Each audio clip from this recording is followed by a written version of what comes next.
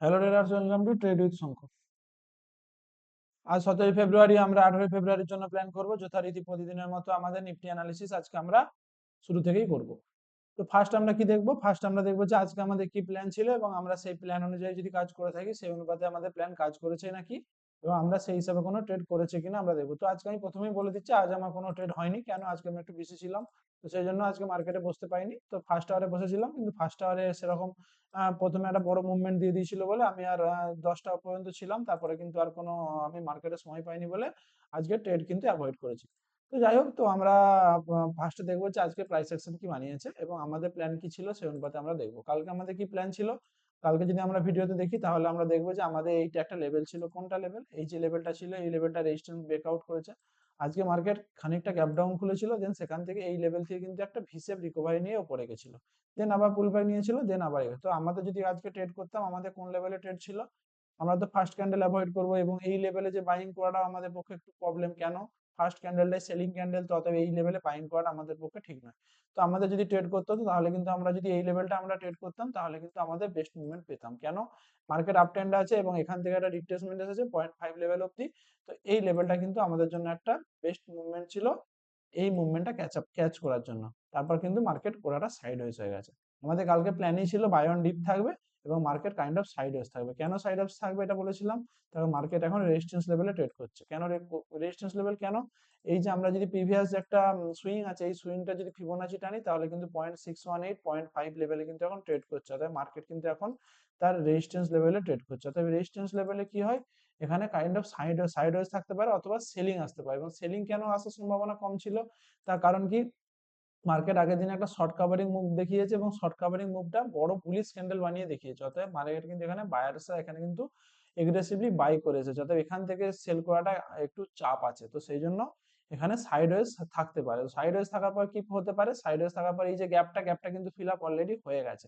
ঠিক আছে, এই যে আমরা যদি এখানে যে লোটা দেখতে পাই, এই লোটা কিন্তু আমাদের ফার্স্ট টার্গেট ছিল। আমরা ভিডিওতে বলেইছিলাম এখানে কিন্তু জাস্ট লোটা হিট করে আবার কিন্তু মার্কেট কন্টিনিউয়াসলি নিচের দিকে আসতে শুরু করেছিল। তো যাই হোক, তো আমাদের জন্য কালকের জন্য আমরা প্ল্যান করব। কালকের প্ল্যান আমাদের কি আছে? তো কালকের প্ল্যান কি? সিম্পল, আমাদের সেম মার্কেট এখন রেজিস্ট্যান্সে ট্রেড করছে। এই যে আমরা যদি এখানে দেখতে দেখি মার্কেট এখন 0.5 লেভেলে 0.618 এটা ট্রেড করছে। অতএব কালকে কিন্তু market kind of sideways plus কি থাকবে? বিয়ারিশ থাকবে। কেন বিয়ারিশ থাকবে? তার কারণ রেজিস্ট্যান্স লেভেলে এখন ট্রেড করছে। ঠিক আছে, তো সেই জন্য একটু উপরের দিকে উঠে কিন্তু মার্কেট নিচের দিকে আসার সম্ভাবনা কালকের দিনে থাকলেও থাকতে পারে। এবার আমরা যদি 30 মিনিটের স্ট্রাকচার দেখি, মার্কেটের ট্রেন্ড কিন্তু বুলিশ। 75 মিনিটের যদি স্ট্রাকচার দেখি, মার্কেটের ট্রেন্ড বুলিশ, কিন্তু এই যে লেভেলটা আছে এটা কিন্তু একটা যেহেতু রেজিস্ট্যান্স লেভেল, সেই জন্য আমরা এখান থেকে সেলিং প্ল্যান করব। সেলিং প্ল্যান কিভাবে করব? আমরা যদি 15 মিনিট স্ট্রাকচার দেখি, মার্কেট যে প্রিভিয়াস হাই আছে, এই হাইটা যদি মার্কেট যদি কালকে ব্রেক করে, দেন সেখান থেকে কোনো নেগেটিভিটি আসে, দেন সেখান থেকে কিন্তু একটা সেলিং প্ল্যান করা যেতে পারে।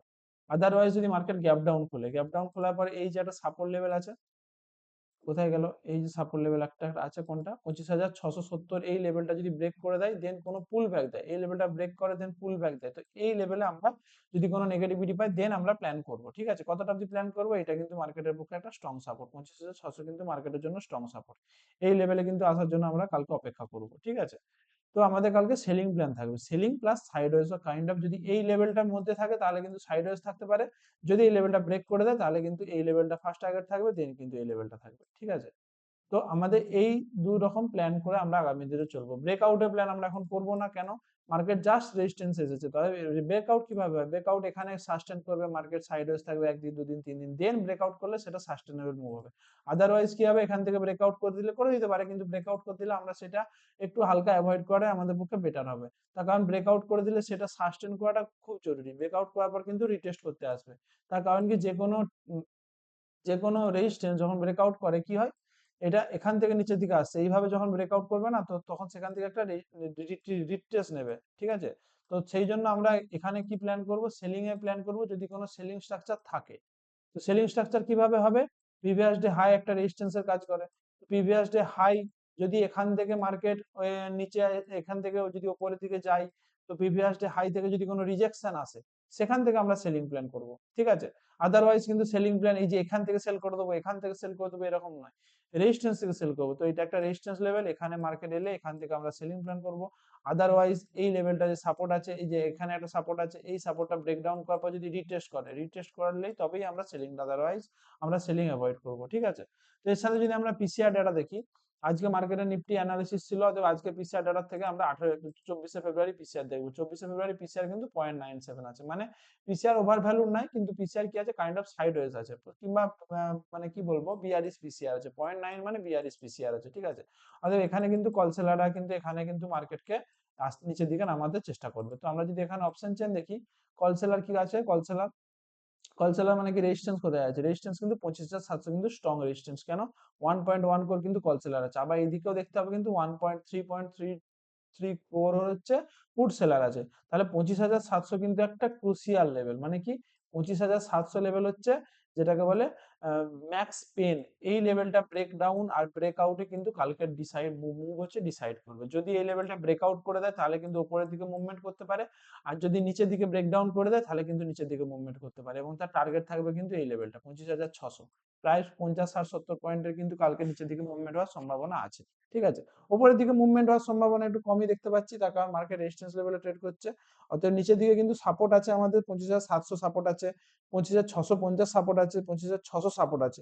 অতএব নিচের দিকে কিন্তু আমরা সাপোর্ট পেয়ে যাবো। উপরে কিন্তু রেজিস্ট্যান্স আমাদের কিন্তু 25,750 কিন্তু স্ট্রং রেজিস্ট্যান্স আছে, এই যে 2.97 করোড় আমাদের কিন্তু 25,750 কিন্তু স্ট্রং রেজিস্ট্যান্স আছে। 25,750 কোন লেভেলটা, এই লেভেলটা কিন্তু 25,750, ঠিক আছে।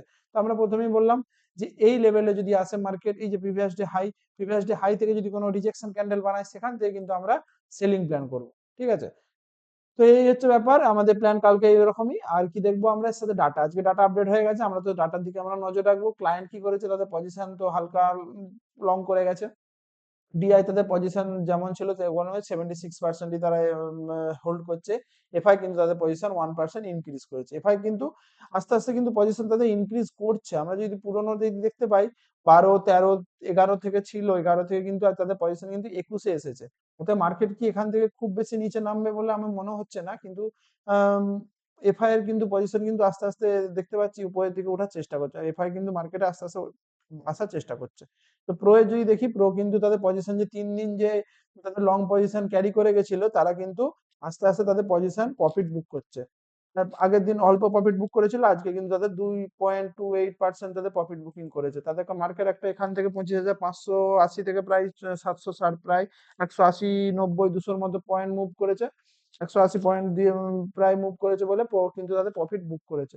তো প্রো এর কাছে কিন্তু এখনো জায়গা আছে, 40%-এ তাদের দাঁড়িয়ে, তাদের কাছে এখনো প্রায় 15 থেকে 20%। প্রো এর হাই কতটা হয়, প্রো এর হাই কিন্তু 61%। এই যে আমরা যদি পুরানো দেখি 61%, 60% কিন্তু প্রো এর হাই আছে।